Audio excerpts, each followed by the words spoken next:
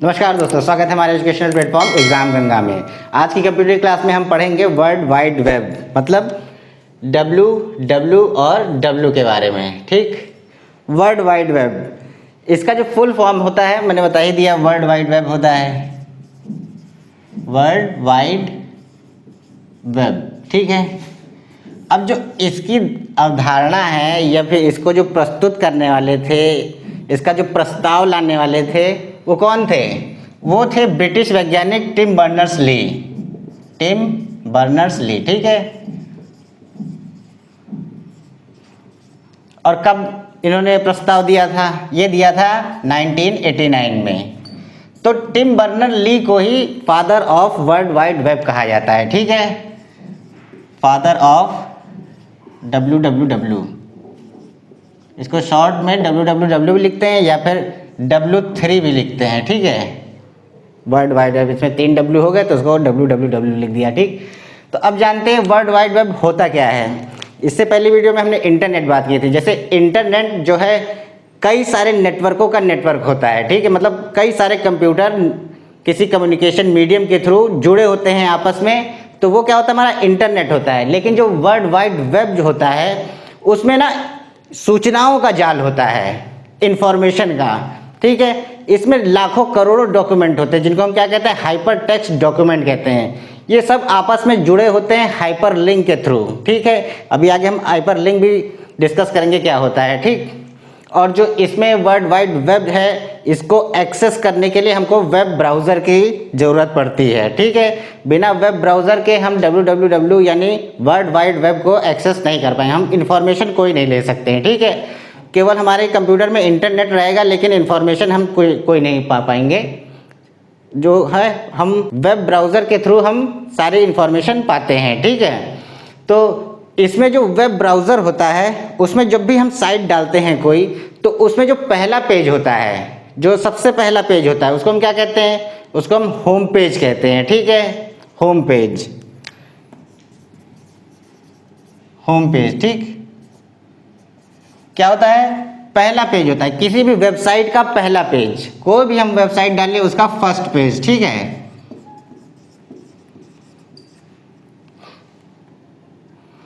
और जो world wide web पे कोई भी पेज हो उसको हम वेब पेज कहते हैं। ठीक, अब वेब सर्वर क्या होता है? जिससे हम अनुरोध करते हैं कि वो हमें इंफॉर्मेशन प्रोवाइड करे। जो हमें इंफॉर्मेशन प्रोवाइड करता है वेब ब्राउज़र के थ्रू, वो क्या होता है? वो वेब सर्वर होता है। और जो यूज़र है उसको वेब क्लाइंट कहते हैं। ठीक है, तो इतनी बात समझ में आ गई। और वर्ल्ड वाइड वेब में जो प्रोटोकॉल होता है, ट्रांसफ़र प्रोटोकॉल, वो HTTP होता है। HTTP की हम बात कर चुके हैं। क्या होता है? Hyper text transfer protocol. ठीक है, hyper text transfer protocol. Protocol क्या होता है? प्रोटोकॉल एक सामान्य नियम होते हैं जिसके थ्रू क्या होता है? कंप्यूटर एक दूसरे से कनेक्ट होते हैं। ये रूल्स होते हैं और प्रोसीजर होते हैं जिसके थ्रू कंप्यूटर एक दूसरे से कनेक्ट करके जो सूचनाएं होती हैं, इंफॉर्मेशन का ट्रांसफ़र आपस में करते हैं। ठीक है, तो उसको हम कहते हैं प्रोटोकॉल। प्रोटोकॉल हो गया नियम हमारे। ठीक है, ट्रांसफ़र तो आप समझ ही होंगे कि स्थानांतरित करने के लिए जो डॉक्यूमेंट होते हैं उसके लिए आता है। ठीक, तो अब हम जानते हैं कि जो वर्ल्ड वाइड वेब है उस पर कौन कौन सी जो लैंग्वेज है वो यूज़ होती है। ठीक है, लैंग्वेज की बात कर लेते हैं।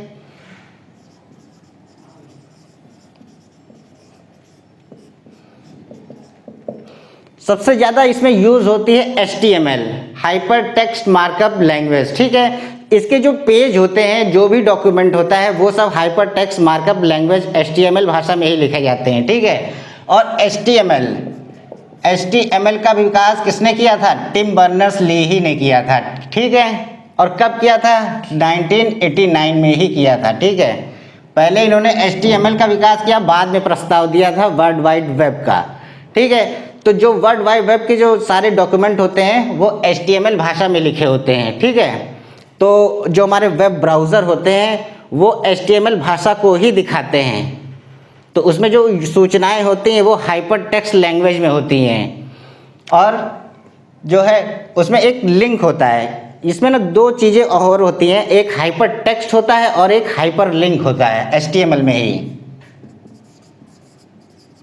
हाइपर टेक्स्ट और हाइपर लिंक। कभी कभी आपने देखा होगा जब भी हम कोई वेब पेज खोलते हैं तो उसमें एक नीले कलर का टेक्स्ट लिखा होता है, ठीक है, या फिर अंडरलाइन होगा। उसमें क्या होता है, उसमें जो भी कर्सर होता है, कर्सर हमारा कैसा होता है, कर्सर हमारा ऐसा होता है तीर की नोक जैसा, ठीक है। लेकिन जब इसको हम जब लिखे हुए जो टेक्स्ट है उस पर ले जाते हैं तो हमारा कर्सर क्या हो जाता है, एक हाथ का ऐसे क्लिक करने का डिज़ाइन बनाता है, ठीक है। तो वो जो नीले कलर का लिखा होता है वही जो टेक्स्ट होता है वो हाइपर टेक्स्ट होता है, ठीक है। और ये जो है हाइपर टेक्स्ट, इसको जब हम क्लिक करते हैं तो ये किसी ना किसी अदर वेबसाइट पे या फिर अदर पेज पे, मतलब वेब पेज पे या किसी ऑडियो पे, वीडियो पे, किसी डॉक्यूमेंट पे हमको ले जाता है। तो ये लिंक के थ्रू जुड़ा होता है किसी दूसरे वेब सर्वर से, ठीक है, या फिर वेबसाइट से, डॉक्यूमेंट से या फिर ऑडियो वीडियो से, ठीक है।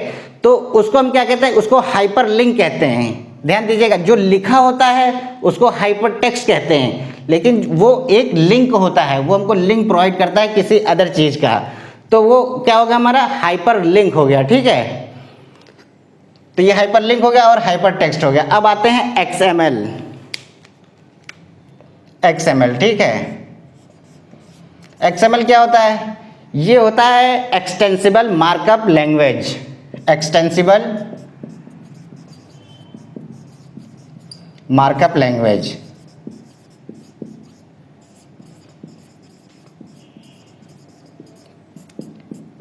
जैसे HTML में क्या होता है कि पहले इसमें ना जोर दिया जाता है, जो वेबसाइट है या फिर वेब पेज है उसकी डिज़ाइन पे ज़्यादा जोर होता है। लेकिन XML जो है ये डाटा को स्टोर करने और उसके ट्रांसफ़र पे ज़्यादा बल देता है, ठीक है। तो इसमें यही चीज़ रहती है। लिखा ये भी एक सॉफ्टवेयर है, ये भी एक लैंग्वेज ही है जिसमें जो वह वेब पेज डिज़ाइन किए जाते हैं।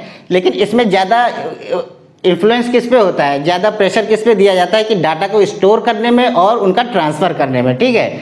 तो अब देखते हैं हम लोग, HTML हो गई, XML हो गई, अब हो गया हमारा XHTML। मतलब क्या हुआ, extensible hyper text markup language, ठीक है। तो इसमें जो है XML और HTML दोनों के गुण होते हैं, दोनों को मिला के इसमें यूज़ किया जाता है। मतलब कोई भी जब डॉक्यूमेंट तैयार किया जाता है या वेब पेज तैयार किया जाता है तो इन दोनों को मिला के, इन दोनों लैंग्वेज को मिला के उसको तैयार किया जाता है, ठीक है। उसमें डिज़ाइन पे भी बल होगा और स्टोर करने और ट्रांसफ़र पे भी जोर दिया जाता है, ठीक है। तो ये हो गया हमारा XHTML। अब आया हमारा क्या, PHP। इसका फुल फॉर्म होता है hyper text pre processor. Hyper text pre processor, ठीक है। ये भी एक वेब पेज जो है जिसमें लैंग्वेज होती है, लेकिन इसमें क्या जनरली होता है, इसमें जो हमारी सोशल नेटवर्किंग साइट्स होती है, जैसे हमारी क्या हो गई फेसबुक, इसका जो पेज होते हैं ये हमारे PHP में लिखे जाते हैं, ठीक है। और इसको PHP, देखिए नाम थोड़ा क्रम आगे पीछे है, लेकिन इसको पहले कहते थे personal home page. Personal home page. जब भी हम फेसबुक वगैरह खोलते हैं तो उसमें क्या होता है, सबसे पहले क्या होता है, हमारा ही पेज आता है, तो उसे पर्सनल होम पेज कहते हैं। वो किसी अदर वेबसाइट का नहीं होता है, वो हमने ही क्रिएट किया होता है, हमने ही बनाया होता है, तो उसको हम पर्सनल होम पेज कह देते हैं, ठीक है। तो अब आइए अब देखते हैं जावा स्क्रिप्ट भी होती है एक लैंग्वेज।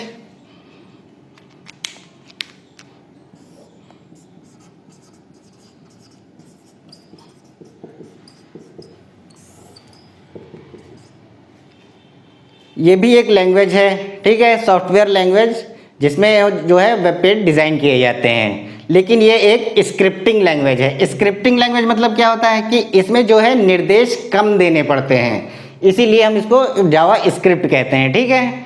तो अब देखते हैं कि जो वर्ल्ड वाइड वेब और जो इंटरनेट हम पहले पढ़ चुके हैं उसमें क्या क्या अंतर हैं, ठीक है।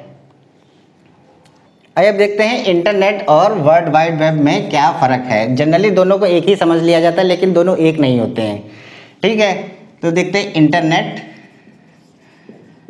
और वर्ल्ड वाइड वेब।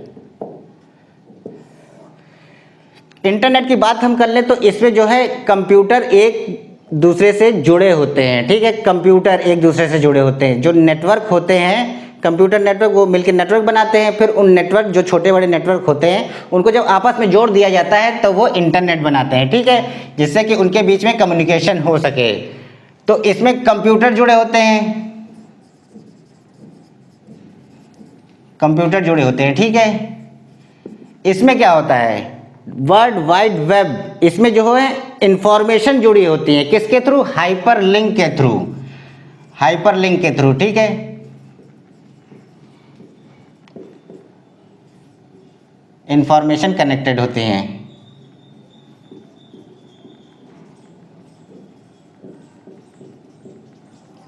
और इसमें किसके थ्रू जुड़े होते हैं, इसमें जो होता है कम्युनिकेशन मीडियम होता है, ठीक है, कम्युनिकेशन मीडियम, कम्युनिकेशन मीडियम के थ्रू ये जुड़े होते हैं कंप्यूटर।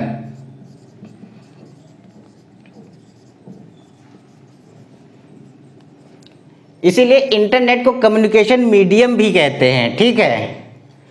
अब दूसरा देखते हैं, इसमें जो प्रोटोकॉल यूज होता है वो क्या होता है, इसमें होता है टीसीपी आईपी, टीसीपी और आईपी, लेकिन इसमें क्या होता है एचटीटीपी, एचटीटीपी, ठीक है। टीसीपी आईपी दोनों अलग अलग होते हैं लेकिन साथ में यूज किए जाते हैं। ये होता है ट्रांसमिशन कंट्रोल प्रोटोकॉल और ये होता है इंटरनेट प्रोटोकॉल, ठीक है। ये जो है डाटा को छोटे छोटे पैकेट में डिवाइड कर देता है और ये जो है उनको अलग अलग रास्तों से दूसरे कंप्यूटर तक भेज देता है, ठीक है। HTTP क्या होता है, HTTP जो हाइपर टेक्स्ट डॉक्यूमेंट होते हैं उनको ट्रांसफ़र करने के लिए एक कंप्यूटर से दूसरे कंप्यूटर में ये प्रोटोकॉल हमारा यूज़ होता है, HTTP, ठीक है। अब देखते हैं जो इंटरनेट यूज़ करने के लिए ISP मतलब इंटरनेट सर्विस प्रोवाइडर, मतलब जो भी कंपनी है जिससे आप इंटरनेट ले रहे हैं उसको जो है पैसा देना पड़ता है, ठीक है। ISP को पैसा देना पड़ता है, ठीक। लेकिन वर्ल्ड वाइड वेब यूज़ करने के लिए आपको कोई पैसा नहीं देना होता है, ठीक है। वो केवल इंटरनेट कनेक्शन के पैसे लेते हैं, ठीक है। हर महीने जो है एक फिक्स रेट होता है वही लेते हैं।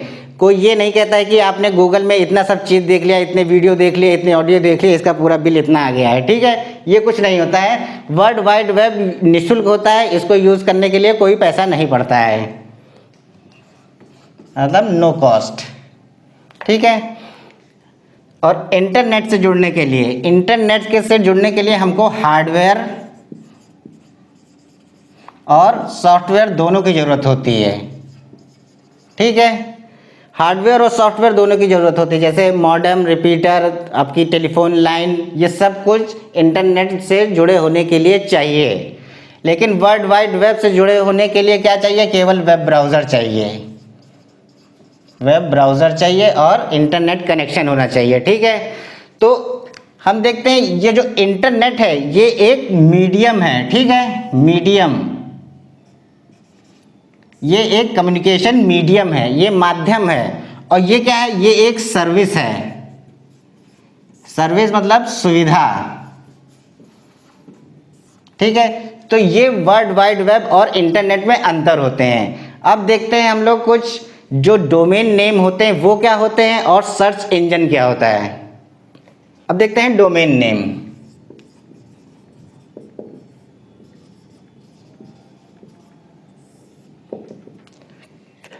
इंटरनेट में जो भी कंप्यूटर होते हैं या फिर कोई जो उपकरण होता है, कोई भी पेरिफेरल जब जुड़ा होता है इंटरनेट से तो उसको एक खास IP एड्रेस दिया जाता है, ठीक है।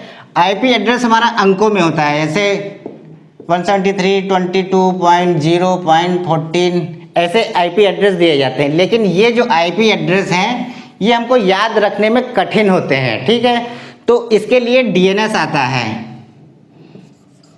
DNS मतलब डोमेन नेम सिस्टम, जो इस IP एड्रेस को जो अंकों में होता है, नंबर्स में, उसको जो है अल्फ़ाबेटिकली कन्वर्ट कर देता है, ठीक है। जिससे क्या हम लोग उसको याद करना बड़ा आसान हो जाता है हम लोगों के लिए।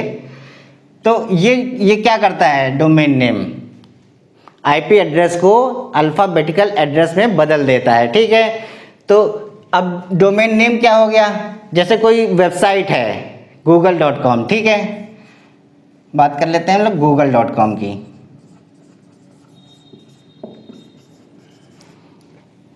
ये जो है ये डोमेन नेम है google.com। ठीक है, जैसे .com आता है ये डोमेन नेम रहता है।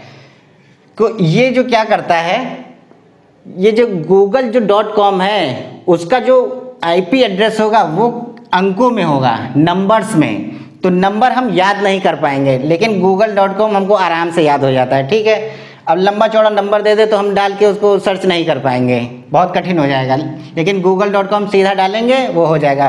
तो ये जो है अल्फ़ाबेट जो होता है इसी को डोमेन नेम कहते हैं। और ये किसको दिखाता है, ये आईपी एड्रेस को दिखाता है। ठीक है, जो आईपी एड्रेस ही होता है उसका अल्फ़ाबेटिकल जो नेम होता है वही डोमेन नेम होता है। ठीक है, तो ये हो गया हमारा डोमेन नेम। अब देखते हैं सर्च इंजन।